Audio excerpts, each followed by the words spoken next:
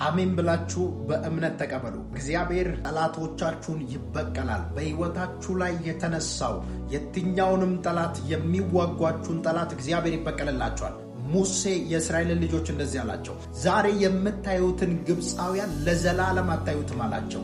እግዚአብሔር ጠላቶቻቸውን ለአንዴና ለመጨረሻ ጊዜ እንዳጠፋ የናንተንም ጠላት እግዚአብሔር አምላክ ለአንዴና ለመጨረሻ ጊዜ ያጠፋል። ከዚህ ሰዓት ጀምሮ በእናንተ ላይ የተነሱ የትኛውም ጠላት በኢየሱስ ስም ይበተናል።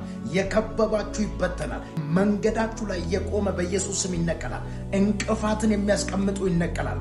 ያስጨነቃችሁ፣ ያስለቀሳችሁ፣ አንገት ያስደፋችሁ ጠላቶቻችሁ ዛሬ በኢየሱስ ስም ከእግራችሁ በታች ይሆናል። መጽሐፍ ሲናገር እንደዚህ ይላል፣ ጠላቶች ይገዙላል፣ አንተም ከፍታቸውን ትረግጣለህ እንደሚል የጠላቶቻችሁን ከፍታ ትረግጣላችሁ።